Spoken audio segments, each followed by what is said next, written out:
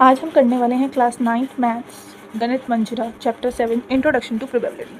तो प्रोबेबिलिटी को समझने से पहले हमें ये समझना है कि प्रोबेबिलिटी का मतलब क्या होता है, और उसको समझने से पहले हमें कुछ चीज़ें पता करनी है। फॉर एग्जांपल, अगर हम एक डेजर्ट एरिया में जाते हैं तो हम श्योर हैं कि हमें वहाँ क्या मिलेगी, सैंड। सिमिलरली अगर हम एक माउंट एवरेस्ट पर जाएंगे तो वहाँ पर हमें क्या मिलेगी, स्नो। यानी इस चीज़ के लिए हम सर्टेन हैं, हम श्योर हैं कि अगर हम डेजर्ट में जाएंगे तो हमें सैंड ऑब्वियसली मिलेगी ही मिलेगी 100%। और अगर एक स्नो एवरेस्ट पे जाएंगे, माउंट एवरेस्ट पे, तो ऑब्वियस है कि हमें वहाँ क्या मिलेगी, स्नो। लेकिन क्या हम इन चीज़ों के बारे में श्योर हैं? अब कुछ ऐसे इवेंट होते हैं जिनके बारे में हम श्योर भी नहीं होते और सर्टेन भी नहीं। For example, will I get good marks in my next maths test? क्या मुझे मेरे मैथ्स टेस्ट में फुल मार्क्स मिलेंगे, अच्छे मार्क्स मिलेंगे? और या फिर will I be able to get home on time to attend a party? Who will be the next world cup cricket champion? तो ये सब ऐसे क्वेश्चन हैं जिनके आंसर हमारे पास श्योरली नहीं हैं। तो ऐसे क्वेश्चंस जिनके आंसर्स के बारे में हम सर्टेन नहीं हैं, श्योर नहीं है, for example, if we have to toss a coin whether the head will show up और the tail will show up, तो इस चीज़ के बारे में हम क्या हैं, सर्टेन तो नहीं है, श्योर तो नहीं है। हेड भी आ सकता है और टेल भी आ सकता है। तो ऐसी चीज़ें, ऐसे एक्शन, जैसे कि एक कॉइन को टॉस करना, एक डाई को थ्रो करना, या फिर एक वेल शफल्ड डेक में से कोई कार्ड निकालना, ऐसी चीज़ों पे हम श्योर नहीं है। तो ये तो चांस की बात है कि जो हम चाह रहे हैं वो आएगा या नहीं, हेड आएगा या टेल आएगा। हमने एक डाई को थ्रो किया है तो हमें 5 मिलेगा या नहीं मिलेगा। तो ऐसी चीज़ों को हम कह देते हैं कि हम श्योर नहीं है। तो हमारे पास क्या बोलेंगे हम, कि इनके चांसेस हैं आने के। तो प्रोबेबिलिटी बेसिकली क्या है, किसी काम के होने के चांसेस कितने हैं, उसे ही हम प्रोबेबिलिटी कहते हैं। It is a way of describing the chance of an event happening. किसी भी इवेंट के हैपन होने के चांस कितने हैं, ये कहलाई जाती है उसकी प्रोबेबिलिटी। अब ध्यान से समझेंगे, प्रोबेबिलिटी तो क्या है कि किसी काम के होने के कितने चांसेस हैं, किसी भी इवेंट के काम के होने के चांसेस कितने हैं जो हम चाहते हैं। अब आते हैं वर्ड क्या है, रैंडम एक्सपेरिमेंट। रैंडम एक्सपेरिमेंट का मतलब, एक्सपेरिमेंट हम साइंस स्टूडेंट्स देखते हैं, वो एक्सपेरिमेंट करते हैं लैब में। नॉर्मली भी हम देखते हैं, हम एक्सपेरिमेंट करते हैं लैब में। तो an experiment in which all the possible outcomes are known and the exact outcome can not be predicted in advance is called the random experiment. अब इस कंप्लीट डेफिनेशन को हम एक स्मॉल लैंग्वेज में कन्वर्ट कर सकते हैं कि किसी काम का होना,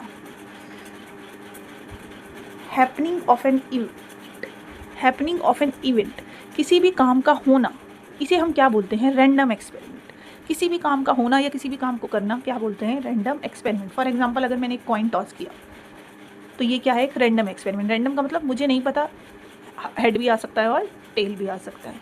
रोलिंग ऑफ अ डाई, एक डाई को रोल किया तो मुझे नहीं पता कि इसमें 1 आएगा, 1 will show up, 2 will show up, 3 4 5 6।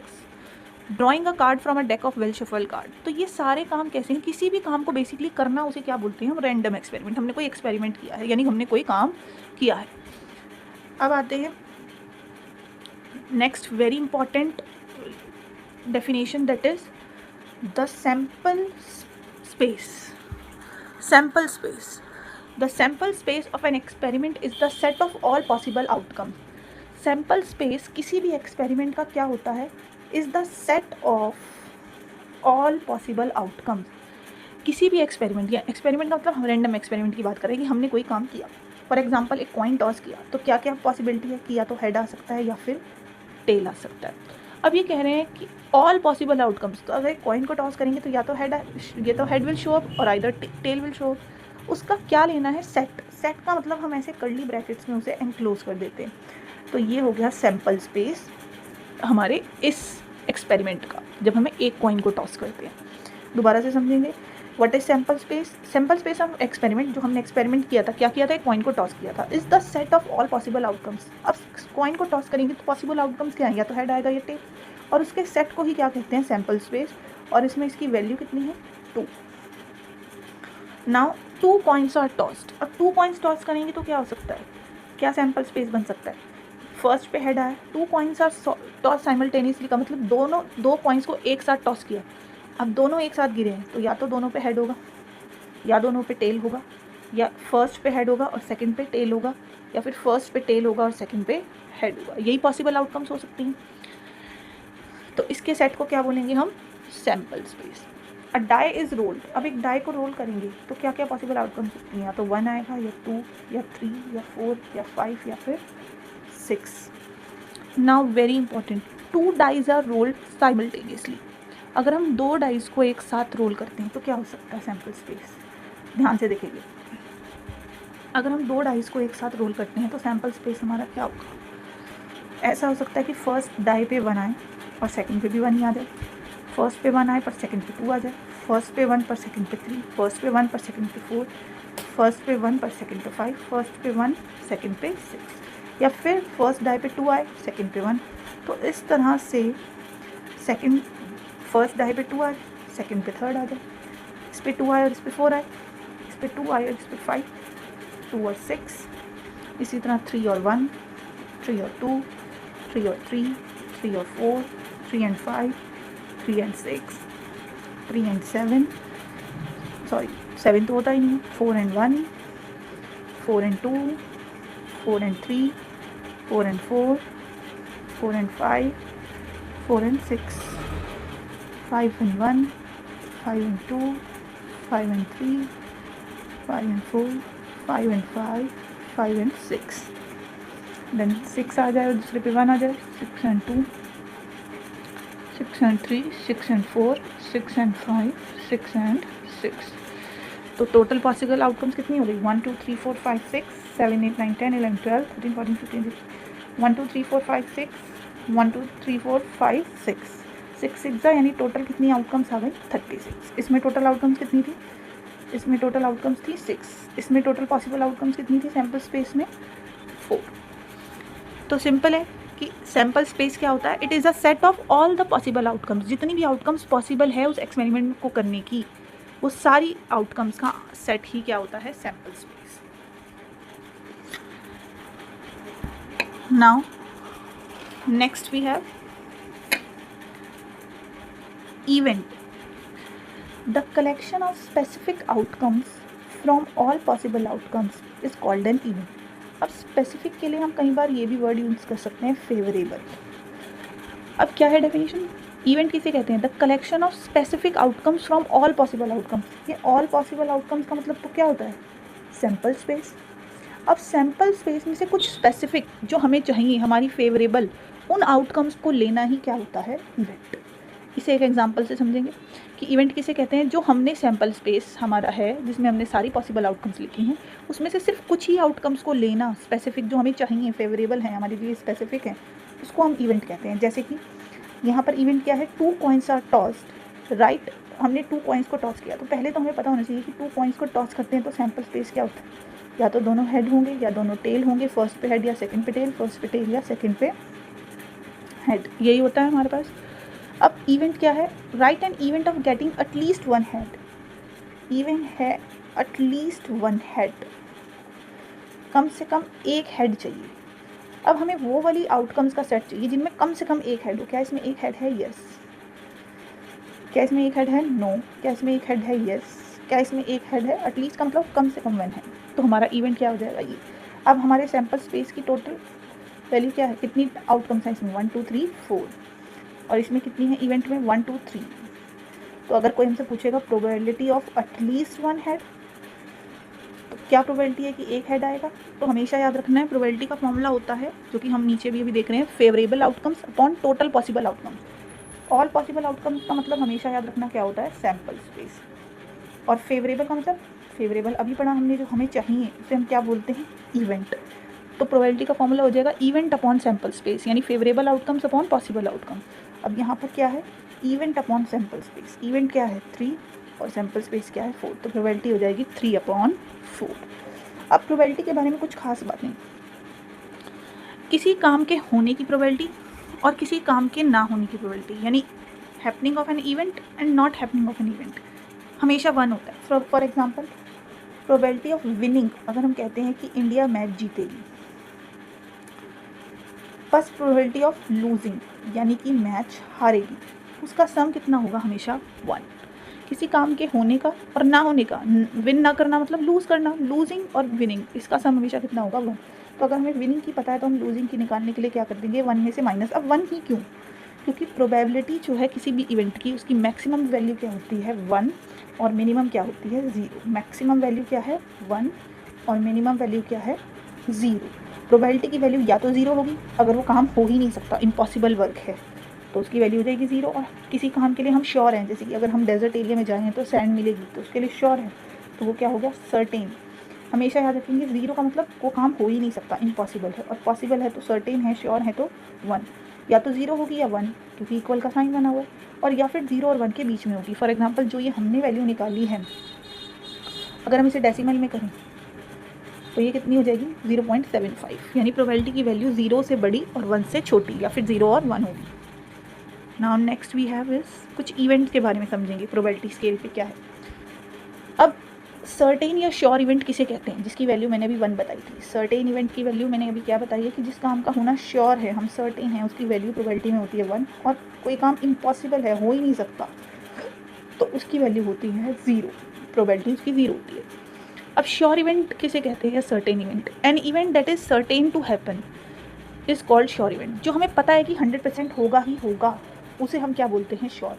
For example if a die is thrown, find the probability of getting a number less than 7। Obvious सी बात है कि अगर हम एक डाई को थ्रो करते हैं तो सैम्पल स्पेस में या तो 1 आएगा, या तो 2 शो अप होगा, या 3 शो अप होगा, या 4 या 5 या 6, तो कुछ भी शो हो, कंफर्म है कि वो नंबर 7 से तो छोटा ही है ना, चाहे 1 आए, चाहे 2 आए, चाहे 3 आए, चाहे 4 आए, चाहे 5। और भी क्या चीज़ है सर्टेन, कि the sun will rise in the east, sun rises in the east, ये तो यूनिवर्सल ट्रूथ है, तो हमेशा से सर्टेन है, हम इस बारे में श्योर हैं। तो जो चीज़ 100% होनी ही होनी है, उसे हम कैसा इवेंट कहेंगे श्योर। और ऐसे इवेंट की प्रोबेबिलिटी क्या होती है, probability of a sure event हमेशा याद रखेंगे होती है 1।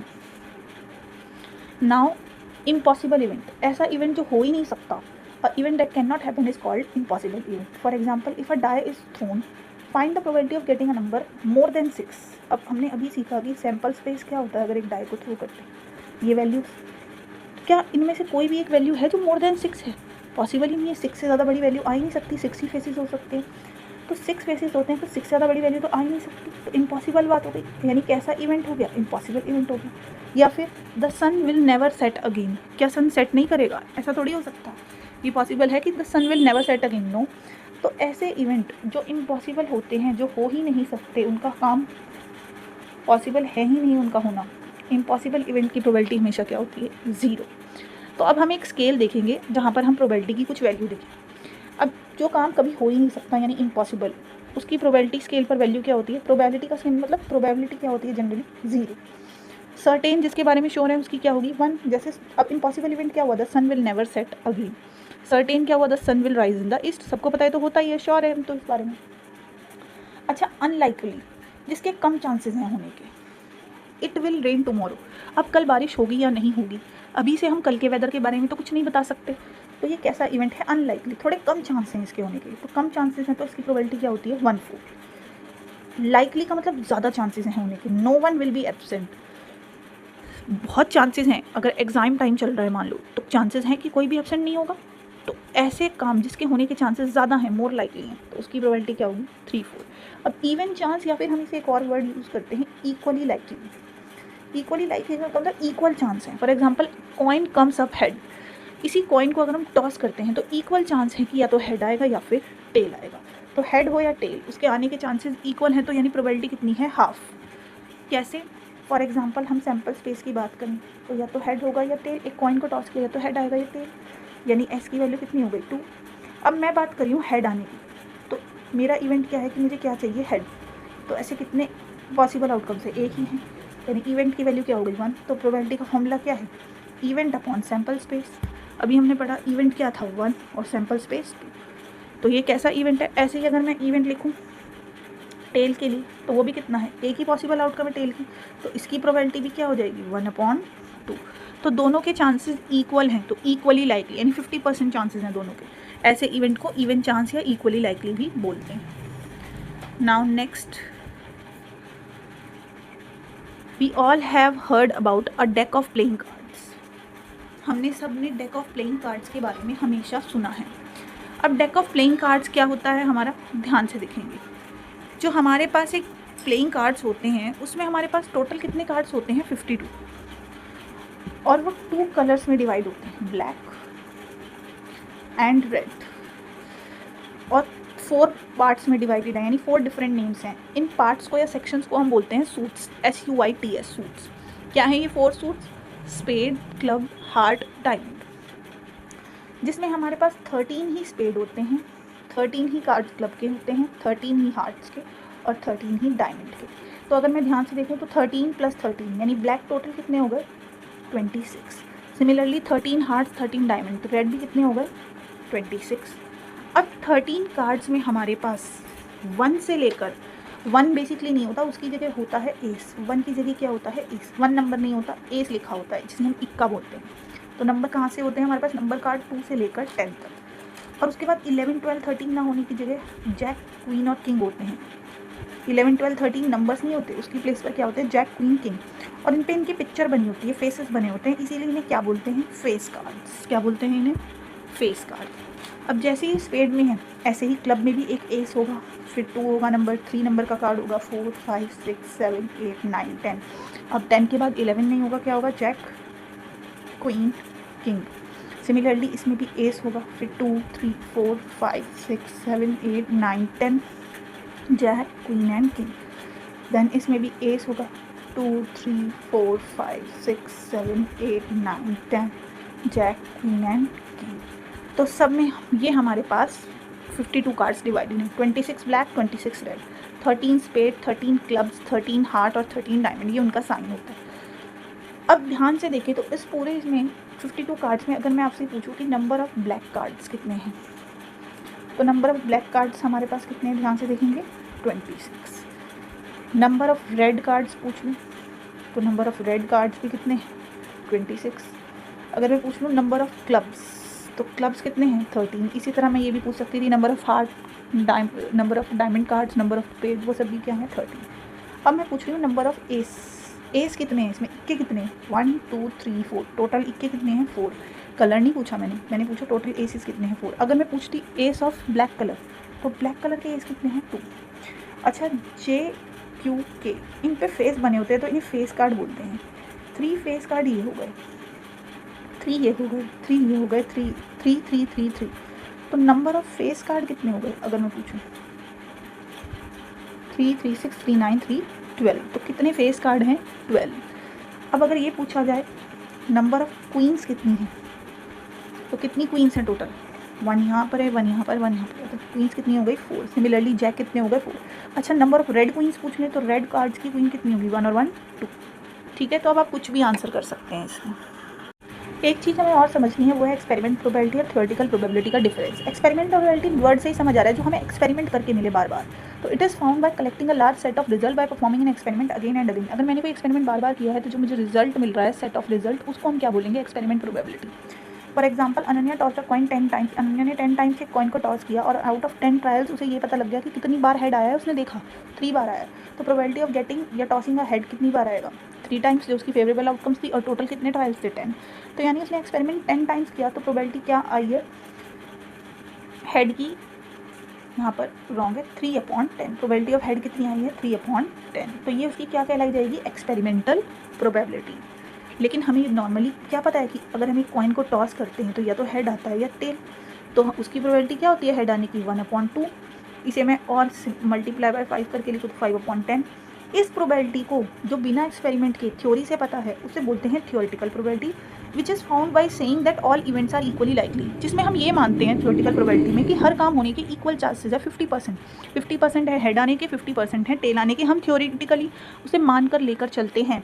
लेकिन अगर हम एक्सपेरिमेंट करके फाइंड करते हैं, चाहे वो 3/10 आए, 7/10 आए या कुछ भी आए, तो उसे एक्सपेरिमेंटल प्रोबेबिलिटी कहते हैं। अब वो ट्रायल्स ज़रूरी नहीं है 10 टाइम्स कॉइन को टॉस किया जाए, वो 1000 टाइम्स भी कर सकता है। फॉर एग्जांपल, अगर एक्सपेरिमेंट को इंक्रीज़ करके 10 की जगह 1000 टाइम्स कर दिया, तो अनन्या ने ये पाया कि 515 टाइम्स हेड आया।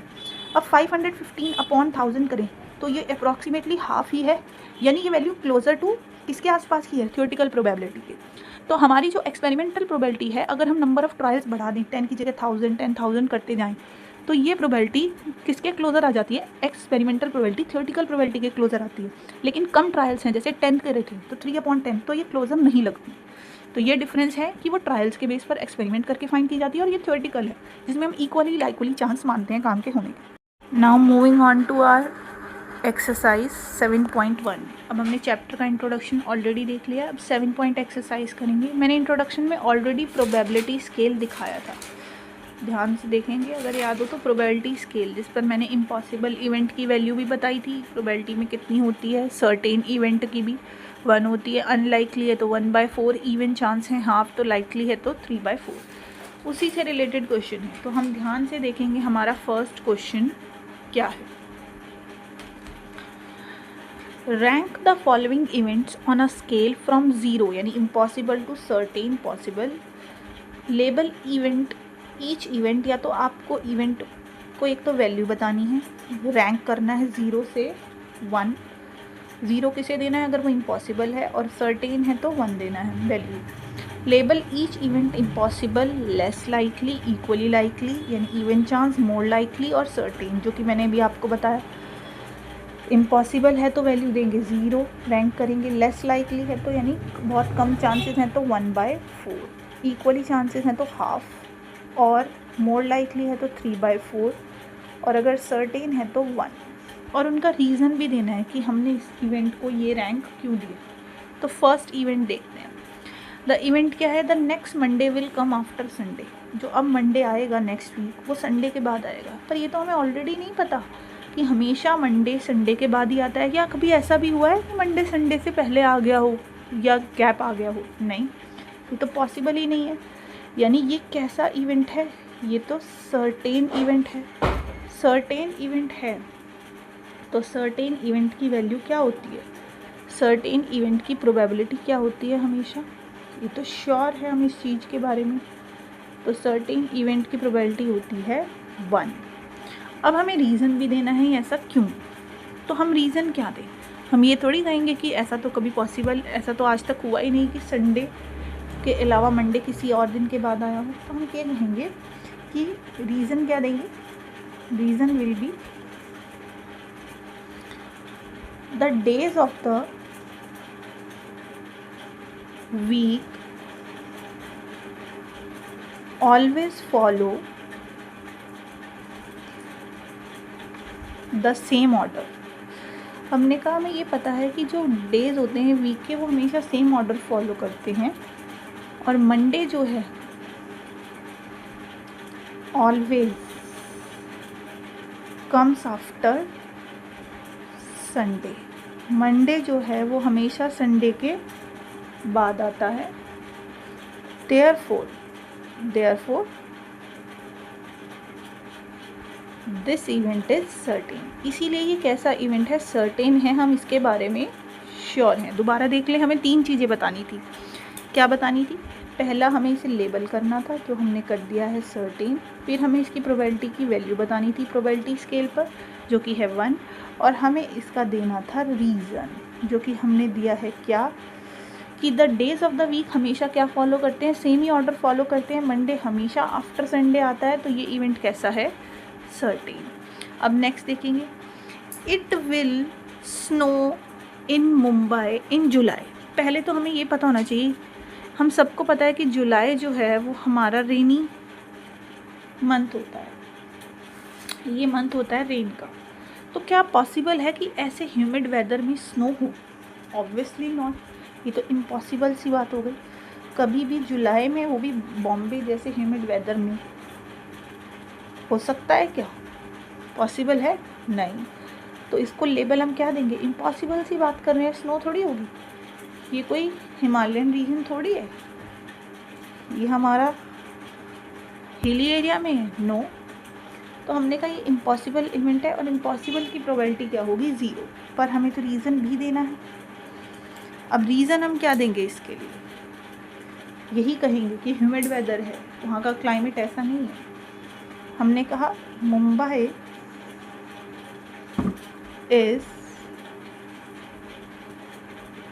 has a tropical,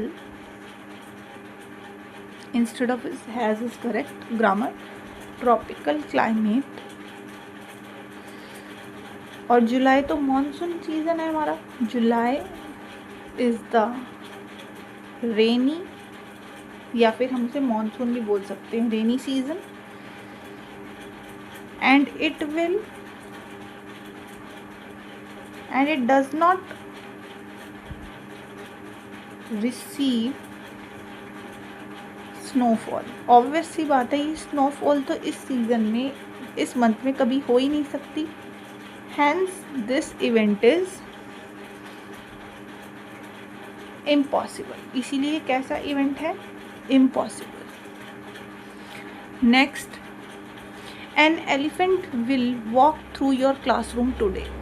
बताओ, क्या ये पॉसिबल हो सकता है कि हम पढ़ रहे हैं और क्लासरूम में क्या आ जाए? एलिफेंट आ जाए? ऐसे हो सकता है पॉसिबल? कैसी इम्पॉसिबल बात है? क्लासरूम में एंटर कर लेगा एलिफेंट? पहले तो हमें साइज़ का इशू है कि वो कैसे एंटर कर लेगा. तो ये कैसा इवेंट है? इम्पॉसिबल. ये तो कोई लॉजिकल बात ही नहीं हुई कि क्लासरूम में एलिफेंट जो है वो आ जाएगा, वॉक करेगा. An elephant will not, obviously will not walk in the classroom. Classroom थोड़ी आ सकता है. हाँ, कोई अम्यूज़मेंट पार्क की बात हो रही होती तो हम इसके चांसेस बोल सकते थे. इम्पॉसिबल है तो प्रोबेबिलिटी क्या होगी? 0. पर बात आती है रीज़न की. अब हम रीज़न यहाँ क्या दे रहे हैं? रीज़न क्या प्रोवाइड कर रहे हैं? ऑब्वियसली नॉर्मल कंडीशंस के अंदर तो क्लासरूम में कोई एलिफेंट नहीं आ सकता. तो under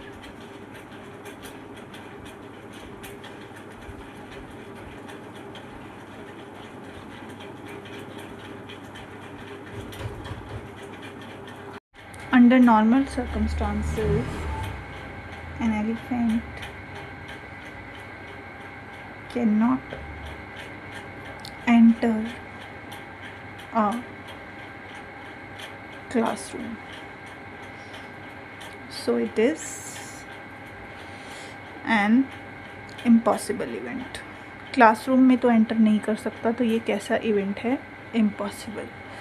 now you will greet at least one friend at a school tomorrow. अब टुमारो अगर हम कल स्कूल जाते हैं तो हम एटलीस्ट एक फ्रेंड को तो अपने ग्रीट करेंगे. इस चीज़ की आउटकम्स बने. तो ये तो बहुत चांसेस है कि हम इतने सारे फ्रेंड्स में किसी एक फ्रेंड को ग्रीट करेंगे, किसी एक को तो हेलो बोलेंगे. तो ये तो मोर लाइकली हो गया.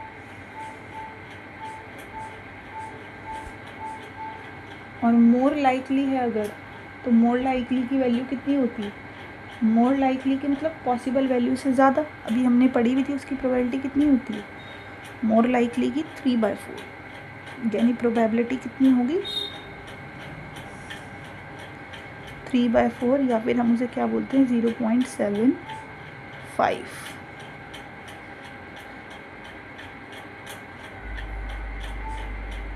और रीज़न क्या है?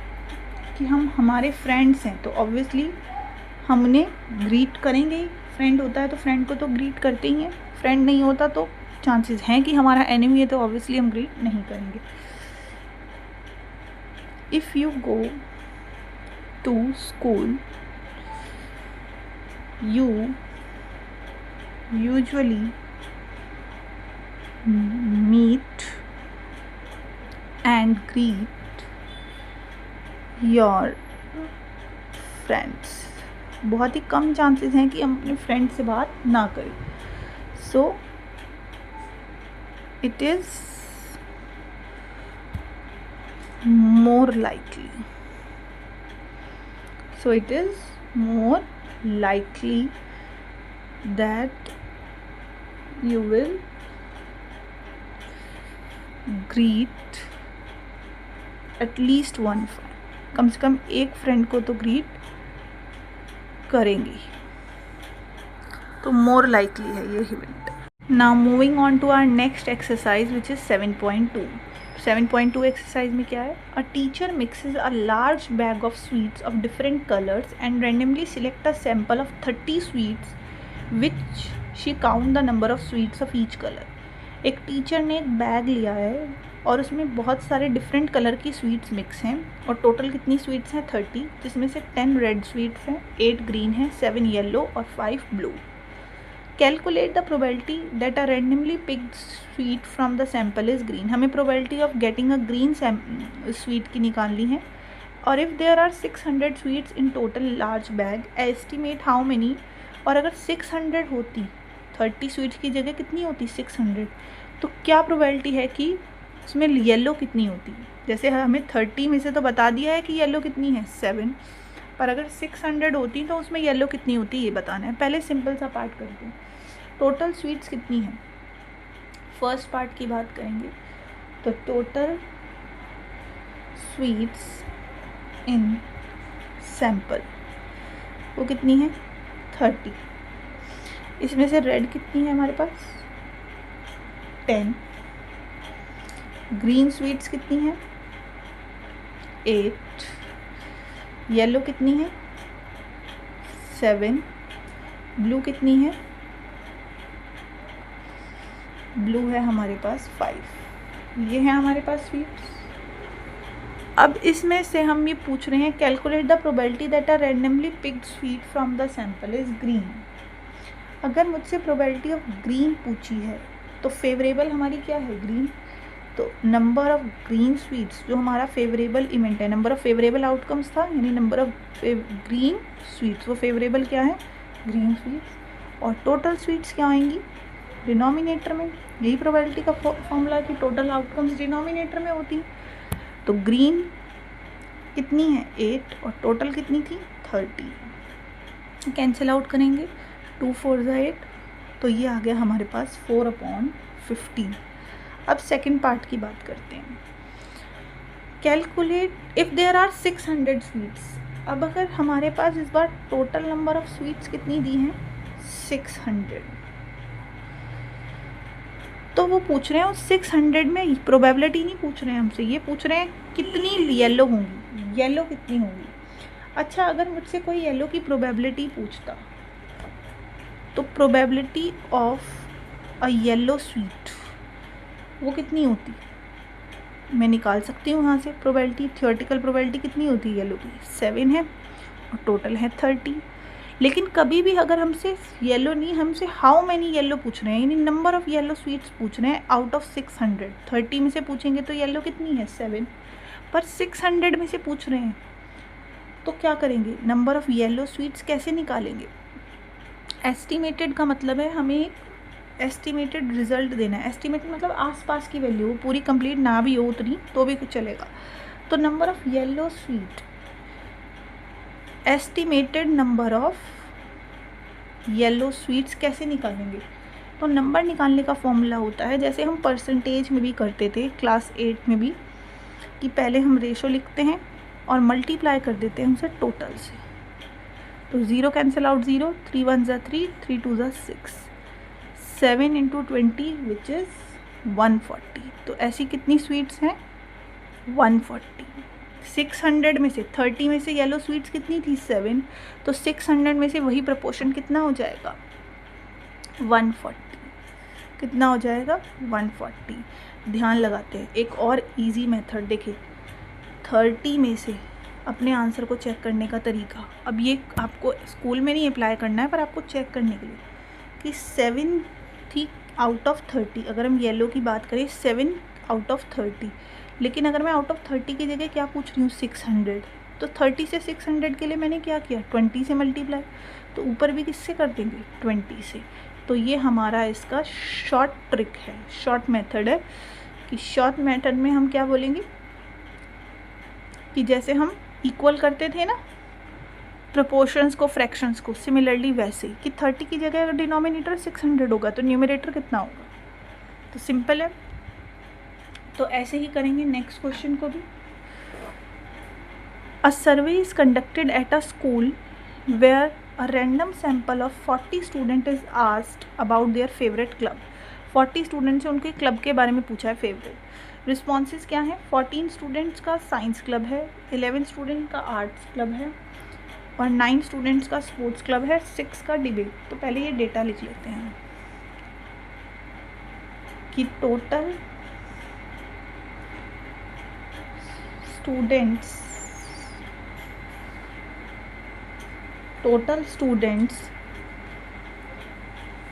Served is equals to 40 and out of this science club में कितने हैं 14, देन आर्ट्स क्लब में कितने हैं 11, देन स्पोर्ट्स क्लब में कितने हैं 9 और डिबेट क्लब में कितने हैं 6। ठीक है, तो हमने ये डेटा लिख लिया। अब हमसे पूछा क्या है, what is the probability that a randomly chosen student from the sample prefers the art club, कि ऐसा स्टूडेंट जो क्या प्रेफर करेगा आर्ट्स क्लब। तो फेवरेबल आउटकम क्या होंगी, आर्ट स्टूडेंट वाले कितने फेवरेबल हैं स्टूडेंट 11 और टोटल कितने थे 40। तो सिंपल हो गया। जैसे अभी हमसे पूछा था जिस चीज़ की भी प्रोबेबिलिटी पूछी है उसका नंबर ऊपर टोटल नीचे। सेकेंड है using the sample result estimate how many student in the whole school are likely to prefer sports. अब पूरे स्कूल में से कितने स्टूडेंट्स को स्पोर्ट्स क्लब पसंद है। Assume there are 800। फिर से एज्यूम करने के लिए क्या बोला है कि अब कितने स्टूडेंट्स हैं 8। तो पहले मुझे प्रोबेबिलिटी ऑफ स्पोर्ट्स क्लब निकालनी चाहिए, तभी तो हम स्पोर्ट्स क्लब के नंबर को निकालेंगे, जैसे हमने ऊपर निकाली थी येलो की। तो स्पोर्ट्स क्लब के कितने हैं हमारे पास 9 और टोटल कितने हैं 40। तो इसके estimated students in sports club हमारे हिसाब से अगर 800 स्टूडेंट हैं, हम यहाँ लिख भी लें कि टोटल स्टूडेंट्स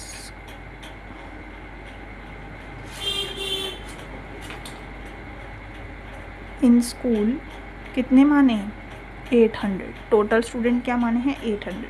तो प्रोबेबिलिटी लिखेंगे पहले और मल्टीप्लाई बाय टोटल, तो एस्टिमेटेड वैल्यू निकल जाएगी 4 2 8, 9 इंटू 20 विच इज़ 180। यानी आउट ऑफ 800 ऐसे कितने स्टूडेंट हैं 180। 800 में से ऐसे 180 हैं, 40 में से ऐसे कितने थे जो स्पोर्ट्स में थे 9। नाउ नेक्स्ट क्वेश्चन इज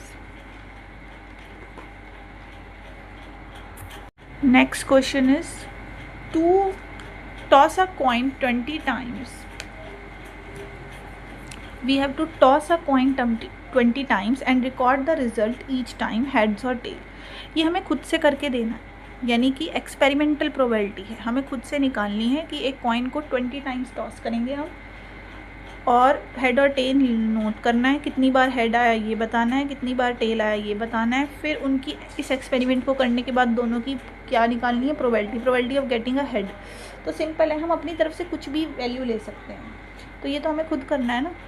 तो इसका सॉल्यूशन हम अपनी तरफ से कुछ भी वैल्यू ले सकते हैं। Suppose after tossing the coin 20 times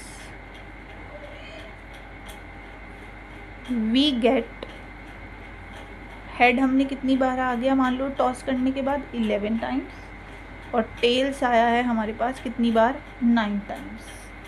head आ गया है इतने बार और टेल आ गया है इतनी बार। ये हमने खुद से डेटा लिखा है, आप कुछ भी वैल्यू लिख सकते हैं, सबकी वैल्यू डिफर हो सकती है इसमें। अब फर्स्ट पार्ट था how many times you got head, तो फर्स्ट पार्ट का आंसर यानी हेड्स कितनी बार आया 11। फिर how many times you get tail, तो ये भी इजी पार्ट है, टेल हमारा कितनी बार आया है 9। बस ये याद रखना है कि टोटल सम कितना होना चाहिए 20। अब थर्ड पार्ट है, हमसे क्या पूछी थी, calculate the experiment probability of getting a head. तो probability of getting a head इस एक्सपेरिमेंट के बेस पर हेड आने की प्रोबेबिलिटी क्या है 11 अपॉन टोटल कितना था 20। इस एक्सपेरिमेंट के बेस पर क्या है प्रोबेबिलिटी 11 अपॉन 20। फोर्थ पार्ट क्या है, if you toss the coin 1 more time what is the probability of getting a tail. अब अगर मैं एक और बार टॉस करूं तो प्रोबेबिलिटी क्या है कि टेल आएगा।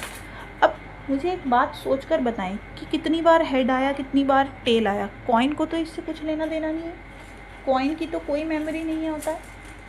तो प्रोबेबिलिटी जो हमसे पूछी जा रही है probability of getting tail in the next toss पूछी जा रही है, यानी क्या किसी कॉइन की कभी मेमोरी होती है? उसे याद होता है कि मैंने कितनी बार इससे पहले मैं हेड शो किया है मैंने, या फिर इससे पहले कितनी बार मैंने टेल शो किया है? तो सिंपल है, प्रोबेबिलिटी ऑफ टेल क्या होगी? इक्वल चांसेस हैं हेड आने के भी टेल आने की, तो टेल आने के भी 1 चांस है और हेड आने की भी 1, तो टोटल आउटकम्स 2, तो प्रोबेबिलिटी ऑफ टेल क्या हो जाएगी? 1/2। ठीक है, क्योंकि इसने कहा है if you toss the coin 1 मोर। इसी एक्सपेरिमेंट में पूछते तो हम टेल की प्रोबेबिलिटी बताते 9/11। अगर टेल की एक्सपेरिमेंटल प्रोबेबिलिटी पूछी जाती, एक्सपेरिमेंटल प्रोबेबिलिटी, यहाँ पर मैं लिख भी देती हूँ एक्सपेरिमेंटल प्रोबेबिलिटी, तो पूछते तो हम क्या बताते 11/20, और टेल की पूछते तो 9/20। लेकिन उन्होंने कहा if you toss the coin, इस एक्सपेरिमेंट से हट के एक और बार टॉस किया तो प्रोबेबिलिटी पूछ रहे हैं, तो नॉर्मल जो थ्योरेटिकल प्रोबेबिलिटी आती है। Now next question is toss up paper cup. ये भी सिंपल है, ये भी हमें खुद से करना है, एज्यूम करना है। एक पेपर कप को, ये रहा पेपर कप, इसे हमने एयर में 100 टाइम्स टॉस किया है। अब 100 टाइम्स टॉस किया है तो after each toss record whether the cup lands on it's bottom. Bottom में कितनी बार आया है, लैंड किया है, कि उछाला है तो बॉटम नीचे पे लैंड किया हूँ, टॉप पर लैंड किया हूँ, कि टॉप जो है उसके वो फेस कर रहा हो टेबल पर, या फिर साइड फेस आया हो इसका। कितनी बार उसका हमारे पास जो लैंड किया है वो बॉटम फेस पर किया है, या टॉप फेस पर लैंड किया है, या साइड फेस पर। तो ये भी हमें अपनी तरफ से लेना है। तो सपोज आफ्टर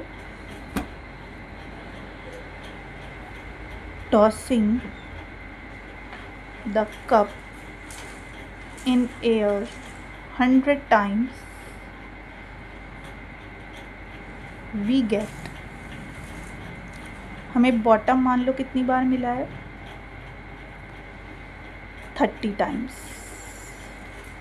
टॉप कितनी बार मिला है 20 टाइम्स, एंड साइड फेस कितनी बार मिला है 50, क्योंकि टोटल 100 होना चाहिए तो हम इसमें से कितना भी ले सकते हैं।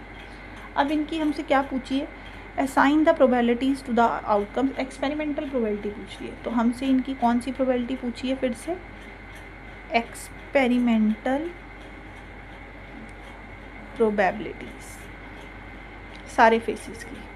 तो सिंपल है, probability of getting a bottom face is, bottom कितनी बार आया 30 और टोटल कितनी बार था 100, तो ये हो जाएगा 0.30। Probability of getting a top face which is 20/100, 0.20।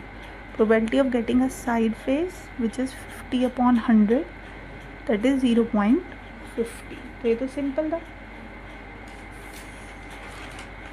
Next question is what is the probability of getting an even number when rolling a 6 face die. तो हमें पता है कि अगर हम एक डाई को थ्रो करते हैं तो सैम्पल स्पेस में आउटकम्स क्या होती हैं 1 2 3 4 5 6, यही पॉसिबल आउटकम्स है। और हमें कैसा इवेंट चाहिए, गेटिंग अ इवन नंबर। तो इवेंट क्या है हमारा capital E, getting a even number, S हमारा सैम्पल स्पेस है। इवन नंबर आने, अब इसमें से फेवरेबल इवन नंबर वाली कौन सी, 2 4 6 जो 2 के टेबल में आते। सैम्पल स्पेस की वैल्यू कितनी है टोटल 1 2 3 4 5 6, इवन नंबर की 3। तो क्या पूछा है हमसे, इस इवेंट की प्रोबेबिलिटी, यानी probability of getting an even number. Total outcomes हमारी 6 थी और इवन के चांसेस कितने हैं 3, तो हमने पढ़ा है इवेंट अपॉन सैम्पल स्पेस यानी 3/6 which is on cancellation half. तो यही हमारा आंसर है, सिंपल है। Now next question is suppose you roll a 6 sided die, यानी जिसकी 6 साइड्स होती हैं, इसे कितनी बार रोल किया है 12 times, and get a 3 times and get a 3 times, और हमें एक 3 मिल रहा है 3 टाइम्स, यानी 12 टाइम्स में से 3 कितनी बार आ रहा है 3। तो सैम्पल स्पेस फिर से क्या होगा, सैम्पल स्पेस की वैल्यू क्या हो जाएगी 12, कितनी बार करा है इस बार 12 टाइम्स, और इवेंट क्या है हमारा गेटिंग अ 3 अपीयर्स 3 टाइम्स, 3 बार आ रहा है, 3 बार आ रहा है, तो कितनी होगी इसकी इवेंट की वैल्यू 3, यानी 3 बार 3 आया है। तो फर्स्ट क्या पूछा था हमसे, एक्सपेरिमेंटल प्रोबेबिलिटी, किस चीज़ की पूछी है, ऑब्वियसली जो इवेंट दिया है उसी की पूछी है। तो देखिए, what is the experiment probability of rolling a 3, एक 3 आने की एक्सपेरिमेंटल प्रोबेबिलिटी क्या है। तो एक्सपेरिमेंटल प्रोबेबिलिटी हम अभी पढ़ चुके हैं, इवेंट अपॉन सैम्पल स्पेस, ई अपॉन सैम्पल स्पेस, 3 टाइम्स आया और टोटल कितनी बार किया है 12। अब सेकंड क्या पूछी है, थियोरेटिकल प्रोबेबिलिटी। अब अगर हमसे क्या पूछी है, इसी की थियोरेटिकल प्रोबेबिलिटी, तो ध्यान से देखेंगे। अगर एक फेयर कॉइन की बात करें तो फेयर कॉइन का सैम्पल स्पेस होता है या तो 1 2 3 4 5 6, इनमें से कोई भी नंबर यानी 6, और इसमें से 3 आने की प्रोबेबिलिटी एक ही नंबर है ऐसा। तो फेयर कॉइन के केस में प्रोबेबिलिटी क्या आती है कि एक ही बार 3 आ सकता है, 3 टाइम्स तो नहीं आएगा, एक ही बार आएगा। एक बार टॉस किया है, 3 आने की चांसेस क्या है, एक ही बार 3 आ जाएगा, एक ही 3 है उसमें, फेयर कॉइन है। तो ये कितनी है, एक बार टॉस किया है तो 1 ही टाइम चांस है, तो इसकी प्रोबेबिलिटी क्या है 1/6। अब एक्सपेरिमेंट की प्रोबेबिलिटी है 1/4, क्योंकि हमने इसे 12 टाइम्स रोल किया था, और थियोरेटिकल प्रोबेबिलिटी है 1/6। तो क्वेश्चन पूछा जा रहा है व्हाई माइट दीज प्रोबेबिलिटी भी डिफरेंट। तो वो मैं ऑलरेडी पढ़ा चुकी हूँ कि ये एक्सपेरिमेंट करके आई है, बार बार ट्रायल्स के बाद आई है, और अगर ट्रायल्स का नंबर इंक्रीज हो जाए तो वो थियोरेटिकल के इक्वल ही आ जाता है। What would you expect if you expect to happen if you roll the die 60, 600 and 6000। तो जितनी ज़्यादा बार हम रोल करेंगे ये वैल्यू उतनी ही क्लोजर किसके आएगी, थियोरेटिकल के। तो हम क्या लिख सकते हैं इसमें, पहले तो ये वैल्यू डिफरेंट क्यों है, सो इसका आंसर क्या होगा कि वैल्यू डिफरेंट क्यों है, the experimental probability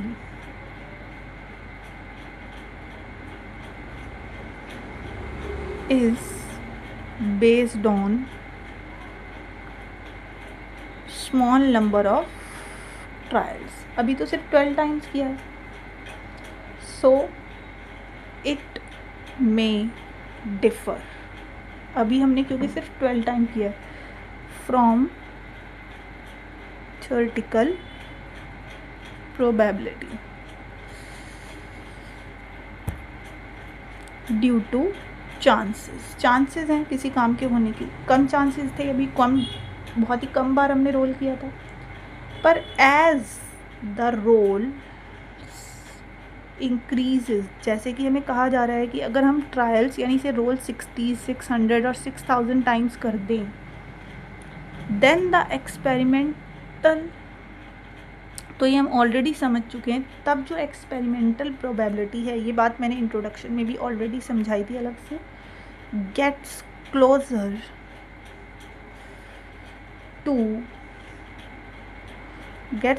and closer to theoretical probability, जो कि कितनी है 1/6। तो ये इसकी क्या हो जाएगी, closer. Now moving on to our next exercise, that is exercise 7.3। When a single 6-sided die is rolled, what is the total number of possible outcomes in the sample space। तो पहले तो हमें सैम्पल स्पेस बनाना है और फिर हम उसमें total number of outcomes count कर दिए कि अगर एक सिंगल साइडेड डाई को हम रोल करते हैं तो क्या पॉसिबल आउटकम्स हमारे पास आती हैं सैम्पल स्पेस में। तो पहले हम सैम्पल स्पेस बनाते हैं। अगर हम एक डाई को रोल करते हैं तो क्या आ सकता है, या तो 1 या 2 या 3 या 4 या 5 या फिर 6। और अब इन्हीं पॉसिबल आउटकम्स का हमसे क्या पूछ रहे हैं, नंबर। तो number of total possible outcomes कितनी है सैम्पल स्पेस में, 6। तो ये आंसर है सिंपली, इसमें सिर्फ हमें सैम्पल स्पेस बनाना था और उसमें नंबर ऑफ आउटकम्स काउंट करनी थी।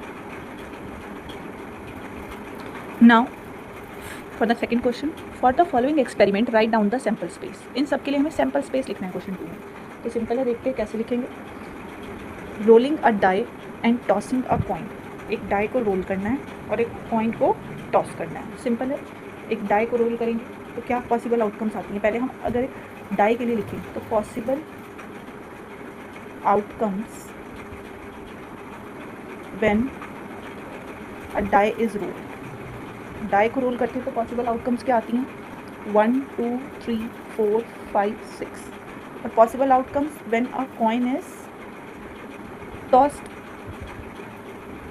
एक कॉइन को टॉस करते हैं तो पॉसिबल आउटकम्स क्या आती हैं, या तो हेड आता है या फिर टेल। तो हमने दोनों आउटकम्स लिख ली जो पॉसिबल हैं। अब हमें इनकी हेल्प से क्या ड्रॉ करना है, एक सैम्पल स्पेस।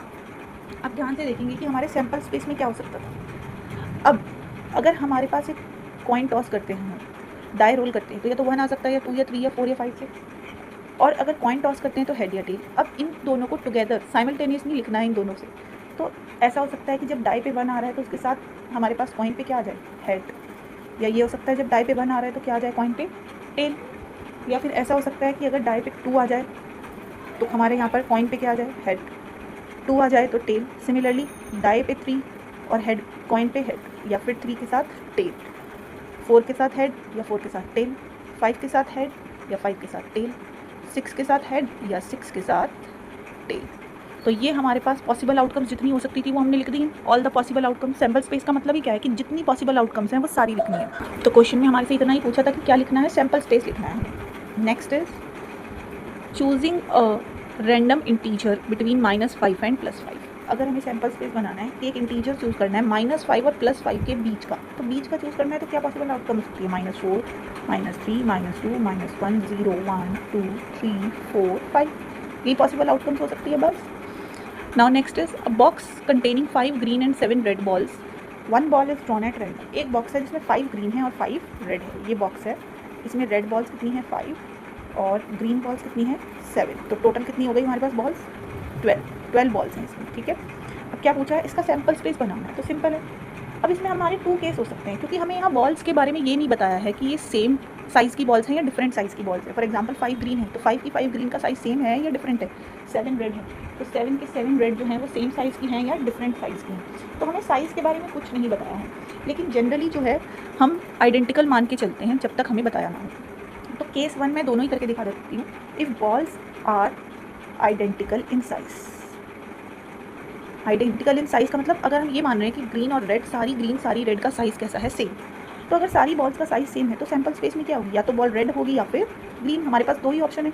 अब रैंडमली मान लो आपको इसमें से 5 ग्रीन 7 रेड यानी टोटल 12 बॉल में से कोई भी एक रैंडमली आइज क्लोज करके पिक करना है बॉल को। तो आपके पास 2 ही ऑप्शन है, या तो वो बॉल कौन से कलर की होगी, रेड, या फिर वो बॉल कौन से कलर की होगी, ग्रीन। तो ऐसे में हमारा सैम्पल स्पेस क्या बनेगा, रेड और ग्रीन। और इसके आउटकम्स क्या हो जाएंगी, टोटल 2। लेकिन अगर ये कहा जाए कि बॉल्स आर नॉट आइडेंटिकल, यानी बॉल्स आर नॉट आइडेंटिकल का मतलब सारी की सारी रेड और ग्रीन का साइज़ डिफरेंट है, तो सैम्पल स्पेस क्या है। तो ध्यान से देखिए, अगर साइज़ डिफरेंट है तो यानी मान लो एक स्मॉलर साइज़ वाली, उसका नाम रेड 1। कितनी रेड है, 7 रेड है। फिर एक बिगर, उससे बिगर साइज़ वाली तो red 2, red 3, red 4, red 5, red 6, red 7, सब डिफरेंट है। अगर डिफरेंट है तो हमने इनको नंबरिंग 1 2 3 4 7 देनी है। अगर वो सेम है तो कोई नंबरिंग नहीं देनी। ग्रीन भी 5 है तो G1 G2 G3 G4 G5। तो इस केस में टोटल कितनी हो जाएंगी, 1 2 3 4 5 6 7 8 9 10 11 12। तो इस केस में हमारा सैम्पल स्पेस में कितनी पॉसिबल आउटकम्स हो जाएंगी, 12, ठीक है। Now next, moving to next question. In a village fair there are 3 popular snacks available. कितने स्नैक्स अवेलेबल है, 3, समोसा, पकौड़ा एंड भाजी। और ड्रिंक्स कितनी है, आइदर चाय और लस्सी। तो हम यहाँ देखते हैं हमारे पास ऑप्शन क्या क्या है अवेलेबल। अगर हम स्नैक्स की बात करें तो स्नैक्स हमारे पास क्या अवेलेबल है, समोसा, पकोड़ा और भाजी, ठीक है, ये स्नैक्स हैं।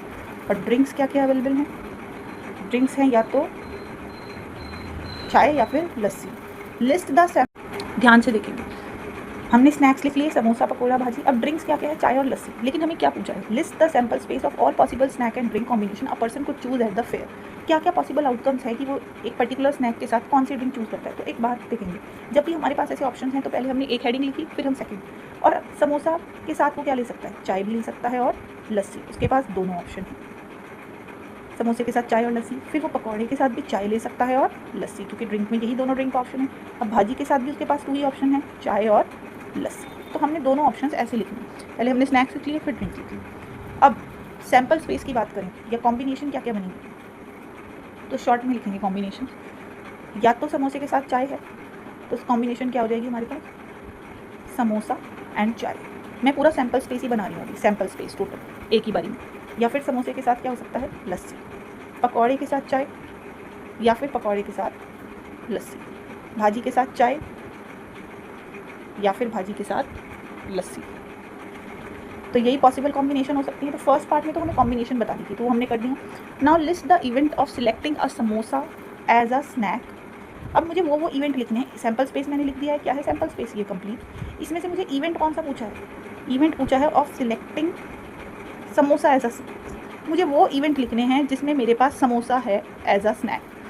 अब ध्यान से देखेंगे, ऐसा इवेंट जो मेरे पास, जिसमें मेरे पास समोसा होना चाहिए स्नैक, तो ध्यान से देखेंगे इसमें से वो कौन से इवेंट है। तो ऐसे कौन से इवेंट है जिसमें समोसा आ रहा है, ये 2 ही इवेंट है। तो कौन से हो जाएंगे, समोसा विद चाय एंड समोसा विद लस्सी। तो हम यही 2 इवेंट लिखेंगे, समोसा विद चाय, समोसा विद लस्सी। प्रोबेबिलिटी नहीं पूछी थी, बस हमसे सैम्पल स्पेस पूछा था और सिंपल है ये। Moving on to our next exercise, very easy, it has only 2 question, बहुत सिंपल है। और एक न्यू टॉपिक देखेंगे हम, ट्री डायग्राम कैसे बनाना है वो भी सीखेंगे। There are 2 fruit baskets A and B. Basket A has 1 apple and 2 oranges. Basket B has 1 banana and 1 mango. You randomly pick 1 fruit from each basket. पहली बात करते हैं कि फ्रूट्स की बात हो रही है और बास्केट्स की। जैसे अभी हमारे पास स्नैक्स और ड्रिंक था, ऐसे ही 2 बास्केट्स हैं। तो पहले हम बात करते हैं, हमारे पास 2 फ्रूट्स हैं। एक है बास्केट A में और दूसरे हैं बास्केट B। ठीक है, तो हमने 2 फ्रूट्स लिख लिए, बास्केट A में और बास्केट B में। बास्केट A में क्या क्या है, ध्यान से देखेंगे। Basket A has 1 Apple and 2 oranges. Oranges तो सेम ही होंगे ना, तो बार बार ऑरेंज लिखने की ज़रूरत नहीं है। एप्पल है और क्या है, ऑरेंजेस हैं। बास्केट बी में क्या है, 1 बनाना एंड 1 मैंगो। मैंगो है और बनाना है। तो हमें क्या बनाना है, randomly pick 1 fruit from each basket. Draw a tree diagram showing all the possible pair. अब पॉसिबल पेयर्स बनाने हैं, तो देखो पहले आप एक बास्केट में जो भी है, ये फ़र्क नहीं पड़ता कि इसमें कितने एप्पल हैं कितने ऑरेंजेस हैं, हमने बस ये लिख लिया कि एप्पल हैं और ऑरेंजेस हैं। अब एप्पल के साथ हम दूसरी बास्केट में से क्या पिक कर सकते हैं। अगर मैंने फर्स्ट बास्केट में से एप्पल पिक किया, तो सेकंड बास्केट में ऑप्शन क्या है, बनाना भी है और मैंगो भी है। तो मैंने एप्पल पिक किया तो मैं उसके साथ बनाना भी ले सकती हूँ और मैंगो भी ले सकती हूँ। अगर मैंने ऑरेंज पिक किया तो उसके साथ भी मेरे पास 2 ऑप्शन है, या तो बनाना या फिर मैंगो। तो फ्रूट्स में से हमारे पास फर्स्ट बास्केट में क्या ऑप्शन थे, एप्पल और ऑरेंजेस। अब एप्पल के साथ बनाना भी लिया जा सकता है या मैंगो भी, ऑरेंज के साथ भी बनाना भी लिया जा सकता है या फिर मैंगो भी। तो ये होता है हमारा ट्री डायग्राम। ट्री डायग्राम तो बहुत ईजी। अब ध्यान से देखेंगे, एप्पल कितने थे, अब यहाँ मैंने नंबर लिख लिया है। एप्पल कितने थे, 1, और ऑरेंजेस कितने थे, 2। ये हमारे पास क्या है, 1 1 क्वान्टिटी। अब अगर कोई मुझसे पूछा है कि बास्केट ए में से एप्पल उठाने की क्या प्रोबेबिलिटी है, एप्पल उठाने की, तो प्रोबेबिलिटी का फॉर्मूला क्या होता है, फेवरेबल आउटकम जो हमें चाहिए upon sample space, total outcome favourable upon total. अब बास्केट ए में टोटल कितने फ्रूट्स हैं, 3। बास्केट ए में टोटल फ्रूट्स कितने हैं, 2 और 1 3। और बी में कितने हैं, मैंगो है या बनाना है, यानी 2 फ्रूट्स हैं। एप्पल कितने हैं मेरे पास, 1। तो एप्पल की प्रोबेबिलिटी क्या होगी, 1 एप्पल, और टोटल कितने हैं, 3। ऑरेंजेस निकालूंगी तो ऑरेंजेस की 2/3, क्यों, क्योंकि 2 ऑरेंजेस हैं और टोटल कितने फ्रूट है, 3। इसमें से अगर मैंने बनाना लिया तो बनाना 1 है और टोटल कितने हैं, तो 1/2। मैंगो है तो मैंगो भी 1 है और टोटल कितनी है, 2। अगेन ये भी कितना है, 1/2, ये भी 1/2। तो ये हमने ट्री डायग्राम भी बना दिया और उसके आगे उसकी प्रोबेबिलिटीज़ भी हर एक इवेंट की लिख दी। अब हम देखते हैं कि क्वेश्चन में हमसे किस चीज़ को पिक करने के लिए बोला गया है। Draw a tree diagram showing all the possible, ये तो हमने कर दिया। लिस्ट द सैम्पल स्पेस, अब सैम्पल स्पेस बनाते हैं। सैम्पल स्पेस यानी कॉम्बिनेशंस, एप्पल के साथ बनाना या फिर एप्पल के साथ मैंगो। ऑरेंज के साथ क्या ऑप्शन नहीं है, तो ऑरेंज के साथ बनाना पिक कर सकते हैं या ऑरेंज के साथ मैंगो। तो यही हमारा क्या है, सैम्पल स्पेस। हम ऑरेंजेस 2 ऑरेंजेस लिखा है तो उन्हें अलग अलग ऑरेंजेस नहीं मानेंगे। जनरली हम आइडेंटिकल मानते हैं, सेम ही मानते हैं, तब तक अलग नहीं मानते जब तक क्वेश्चन में गिवन ना हो। What is the probability of picking 1 Apple and 1 बनाना। अब हमसे प्रोबेबिलिटी पूछी है, probability of picking 1 Apple and 1 बनाना। तो ऐसे केस में पहले मुझे बताओ, एप्पल जो है उसका बास्केट बी से कोई फ़र्क नहीं पड़ता, यानी एप्पल हम निकालने की प्रोबेबिलिटी क्या है, वो बिल्कुल ही इंडिविजुअल है, बिल्कुल डिपेंड नहीं करती किस पे, बास्केट बी पे, क्योंकि उसमें तो एप्पल है ही नहीं, बास्केट ए में ही एप्पल है। तो ऐसी प्रोबेबिलिटीज़ जो इंडिपेंडेंट है दूसरे से, जिनकी नंबर से दूसरे पे कोई डिफरेंस नहीं आता, तो ऐसी प्रोबेबिलिटी जो एक दूसरे पर डिपेंड नहीं करती, एप्पल बास्केट ए में है उसका बनाना से कोई रिलेशन नहीं है, तो ऐसी प्रोबेबिलिटी, इंडिपेंडेंट प्रोबेबिलिटी के केस में हम कैसे निकालते हैं। एप्पल निकालने की प्रोबेबिलिटी क्या थी, 1/3 मल्टीप्लाई, ऐसे केस में हम मल्टीप्लाई करते हैं इंडिपेंडेंट की प्रोबेबिलिटी के केस में। 1 बनाना की क्या है, 1/2, तो 1 1 ज़ा 1, 3 2 ज़ा 6। तो इस केस में 1 एप्पल एंड 1 बनाना की प्रोबेबिलिटी क्या हो जाएगी, 1/6। अब मैंने यहाँ मल्टीप्लाई क्यों किया, ये हमारे लिए थोड़ा न्यू है। जब भी हम 2 डिफरेंट थिंग्स की बात कर रहे हैं, 2 अलग अलग जैसे बास्केट्स हैं जिसमें आइटम्स जो गिवन है वो एक दूसरे से रिलेटेड नहीं है, इसमें एप्पल है, इसमें बनाना है, दोनों में कोई रिलेशन नहीं है, एक दूसरे पे डिपेंड नहीं करती इनकी प्रोबेबिलिटीज़। एप्पल के कम ज़्यादा नंबर होने से या बनाना के कम ज़्यादा नंबर होने से उस पर कोई फ़र्क नहीं आ रहा है। तो ऐसे केस में इंडिपेंडेंट प्रोबेबिलिटी में हम क्या करते हैं, रिजल्ट के लिए, फाइनल आंसर के लिए उनको मल्टीप्लाई करते हैं। एप्पल पिक करने की प्रोबेबिलिटी लिखी, बनाना पिक करने की, और दोनों को इंडिविजुअल है, इंडिपेंडेंट है, तो टोटल आंसर के लिए क्या कर दिया, multiply. Now next question and last question of this chapter. Let us say that you have a box containing 3 red pens, 4 black pens and 2 green pens. You pick a pen and without looking from the box and put it back. Then your friend does the same. हमें एक pen pick करना है, similarly हमारे friend को भी एक pen pick करना है, and without looking at the pen. What are the possible outcomes of the pen colors? Can you draw the tree diagram representing the possible outcomes? Can you use the tree diagram to guess the probability that you and your friend pick pens of the same color? तो पहले ध्यान से हम देखते हैं कि 3 different colours के pen की बात, तो इस चीज़ से हमें कोई फ़र्क नहीं पड़ता कि इसमें रेड कलर के जो पेन हैं वो सेम, ऑब्वियसली सब सेम ही पेन मानेंगे, same brand, same size, everything same. तो ब्लैक भी सेम मानेंगे और ग्रीन भी। तो हमेशा जब तक क्वेश्चन में गिवन नहीं है हम सब चीज़ों को आइडेंटिकल ही मानते हैं, सेम ही मानते हैं। तो इसका ट्री डायग्राम देखेंगे वैसे ही बनाएंगे जैसे हमने फर्स्ट क्वेश्चन में किया था। क्या है हमारे पास, पेन्स, और वो भी कितने कलर्स के हैं, 3 colours, red, black and green. Then अब मैंने अगर रेड लिया है या ब्लैक लिया है ग्रीन, तो ऐसा हो सकता है कि मैंने अगर रेड पिक किया है तो मेरे फ्रेंड ने भी रेड ही पिक किया हो, या फिर उसने ब्लैक पिक कर लिया हो, या फिर उसने ग्रीन पिक कर लिया हो। और अगर मैंने ब्लैक पिक किया है तो उसने रेड भी पिक किया हो सकता है, सेम, यानी ब्लैक भी पिक किया हो सकता है, और ग्रीन सिमिलरली ग्रीन के साथ भी तीनों ऑप्शन है, या तो वो रेड उठा सकता है या फिर वो ब्लैक या फिर ग्रीन। ठीक है, तो हमने ये तो बना लिया हमारा ट्री डायग्राम। अब बात करते हैं प्रोबेबिलिटीज़ की। अब हमने ट्री डायग्राम जैसे ड्रॉ कर लिया तो हम लिखेंगे रेड का नंबर हमने लिख लिया है 3, ब्लैक कितनी है 4, ग्रीन कितनी है 2, तो टोटल कितनी हो गई 9। अब अगर इसमें से मैं रेड की प्रोबेबिलिटी पूछूँ, प्रोबेबिलिटी, तो ध्यान से देखना, प्रोबेबिलिटी ऑफ रेड क्या होगी, जितनी रेड है वो ऊपर और टोटल नीचे। प्रोबेबिलिटी ऑफ ब्लैक क्या होगी, ब्लैक का नंबर ऊपर, फेवरेबल, और टोटल नीचे। ग्रीन की प्रोबेबिलिटी पूछेंगे तो ग्रीन का नंबर ऊपर और टोटल नीचे।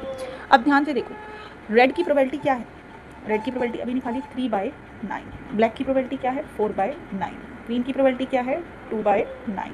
और यही सेम प्रोबेबिलिटी मेरे लिए है, सेम मेरे फ्रेंड के लिए है। क्यों, क्योंकि नंबर तो सेम है, 3 रेड 4 ब्लैक, उसे भी सेम ही बॉक्स में से, सेम ही बैग में से पिक करना है। तो यहाँ पर भी रेड की प्रोबेबिलिटी क्या है 3/9, ब्लैक की 4/9, देन ग्रीन की 2/9, अगेन 3/9, 4/9, 2/9, 3/9, 4/9, 2/9।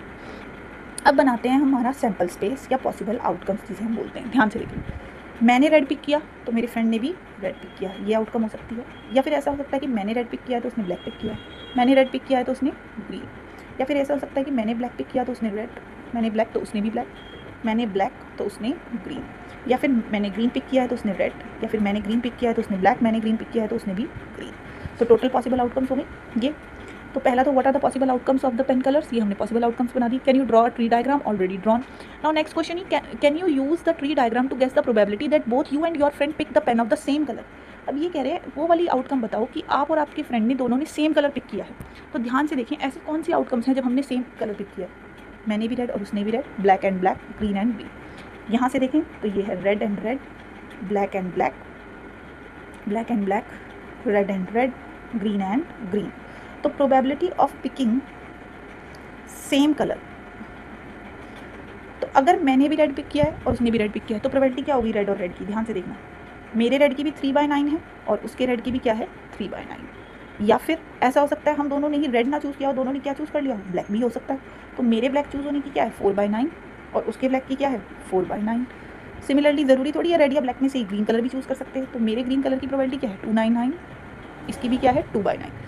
क्यों मैंने मल्टीप्लाई करा, क्योंकि मेरे कलर चूज़ करना और मेरे फ्रेंड का कलर चूज़ करना वो इंडिपेंडेंट इवेंट है। मैं कुछ भी कलर चूज़ करूँ इससे उस पर्सन को कोई फ़र्क नहीं पड़ेगा, because we both are picking the pen without looking at the colour. Now multiply करें और तीनों पॉसिबल इवेंट हो सकते हैं, ये भी हो सकता है तीनों, तो इसलिए ऐड कर दिया। नाउ मल्टीप्लाई करेंगे 3 3 9, 9 9 81 प्लस 4 4 16/81, देन 2 2 4/81 और ऐड कर देंगे डिनोमिनेटर्स में तो 81, 16 and 4 20। So the probability of picking the same colour is 29/81। अगर आप चाहते हैं कि मैं किसी और चैप्टर की या इस चैप्टर की भी एंड ऑफ एक्सरसाइज भी आपको, जो आपकी न्यू बुक है गणित मंजिरा, वो भी करके दूँ, उसके भी सॉल्यूशंस आपको चाहिए, देन डू कमेंट बिलो।